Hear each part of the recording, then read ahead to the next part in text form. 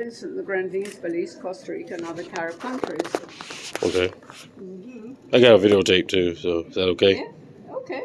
And so he's from Costa Rica, they came to Barbados, or just? No, he's from more St. Vincent and Grenadines and stuff around there. But what happened was, in the 1600s, Okay. the British, the French, the Spanish, sailing around the Caribbean, find an island, go onto it, kill off the inhabitants or make them work in the mines or something. Slavery. That sucks. And just take over. So this guy got a little band of his guys together, didn't have much in the way of weapons, but when the people came off the ships, he said, oh, hold it there, you hold it. He said, you can't just come in here and do as you want. You can go there, but not there. You can do that, but not that. He protected his island, and he protected his people. Right on, baby. For a national hero, okay? He on my team right now. I like him. I ain't know him. I like him now. Yes, quite. Anyway, this is the painting that we used to work on to make him look like he looks, right? Okay, I guess you got no year where he was born. I guess he might be born in 17. He might be at least 40. Died in 1795. Yeah, so, you know his age when he was born. He's probably at least 40. Yeah, I would think so about that. Yeah, I guess at least 40 or 50. Right, so this guy is Olave Quijano. He was born a slave. Okay. He had more than one owner. And he did something very unusual. He got someone to teach him to read and write. Oh, that's what's up. Very unusual for a slave. So anyway, he was a bit more aware of what was going on. He learned various jobs. At one point, he was navigator to a ship's captain.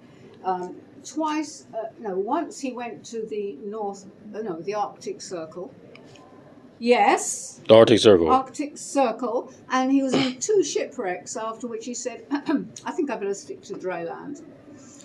He tried to set up various businesses, help various people, especially black people. And they were always getting ripped off by the suppliers who were white, of course. Usual story. Yeah, most white people were cool though. I don't got nothing against it, but I know back in those times how it was though. It's just one same story over and over again. Yeah, it's colonized people, the 1700s, 1800s era. Anyhow, so eventually he ended up in London, and he wrote this book. It's called The African. The African book? Yes, let me turn it around now. You'll see it more clearly. Okay, what year did he wrote it, you know? I don't know. Okay, he still wrote a book though. It's still amazing. Yes, but this book, you can get it on Amazon. Take this photograph, because it has that photograph on the cover. Okay, I gotta take it after I do my videos. There's still a bit of videos though. So he wrote this book, and it gives you chapter and verse of things we know about slavery. But there are things in here, you think, God, how awful. Oh, I can't believe it. You know, it just gives you more and more information that you didn't have before. So this is a book you really should have and read. This guy, William Wilberforce, guy in the British Parliament, he wanted to stop the slave trade. Even before you stop slavery, you've got to stop the slave trade.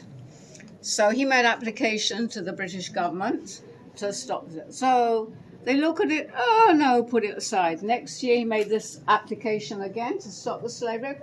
No, put it aside. Every year made an application. It is like whatever. 18 years. It's like whatever. They're just tossing the trash, basically. Yeah. Finally, 18 years, they said, oh yes, what a jolly good idea. Let's stop the slave trade. Eh? Only 18 years. Anyway, poor fella, he achieved what he set out to do, but he died shortly after, a few months later. But he achieved, and his name was William Wilberforce. This is in Britain. Yeah. Okay, at least he looked out. I tell you. Slow change is change. I'll tell you. Anyway, my dear, Simon Bolivar from Venezuela. I heard of him. I remember that Bolivian. Bolivar. Yeah. Yes, Bolivar. But from Venezuela. So, once again, Spain had invaded, taken over, and he said, look, these guys, they know how to fight and take over a country, but they don't know how to run a country. So he had a little load of soldiers, and he got the Spaniards out and got the country running as a going concern, a proper government. Okay? Right. very important guy, Simon Bolivar, yeah? I heard him before. I know he's I should hope so. named Bolivia after him, basically, right there. Most people don't. Most Americans locate where Bolivia or Ukraine is on a map. That's true. That's how sad it is. You point to a map without a name, like, where's Ukraine? That's Canada. Actually, tell you the truth, I'm terrible with geography too, so that's... I mean, they super terrible with geography. At least you're knowledgeable of history, but they don't have a clue. Okay. Toussaint Louverture? Oh, LeVar Burton. That's who. Yes. Well, I'll tell you how that came about. So you know Toussaint. You know the story of Toussaint, yeah? I'm not too familiar with him. Well, okay. I think I probably saw a video. He looked like LeVar Burton, exactly, though. Looked like he'd be family. So he liberated Haiti from the French. Oh, yeah. Yeah. So he was a strategist. He was a fighter, but strategy. You know, he got the soldiers to here and soldiers to there, and he got the French out. Okay. Now, when we were making, it's my husband and I made all these figures. Yeah. Right. He did a good job. So when we were going to do him, my husband looked up on internet to see what Toussaint looked like. There were 4 black and white drawings. One had a long, narrow face. One had a broad face. One had high cheeks. None of the artists had seen the man. They just drew a black man. So they figured it'd go to see. So we were like, anyway, by chance, LeVar Burton happened to be in Barbados. And we met him. We said, can we use your face for Toussaint? Oh, cool, yes. Yeah. Here, photograph, signed some photos for us. Oh, that's what's up, yeah. That is I like why LeVar Burton. has a little resemblance to LeVar Burton, but it's really meant to be Toussaint Louverture. Yeah, it probably look closer like him. I mean, nobody knew what he looked like. Probably out of respect, though. LeVar Burton's a bad, though. Okay. Sam Lordy. Okay, this is a bit of a story in Barbados. There's a place near the airport called Sam Lord's Castle.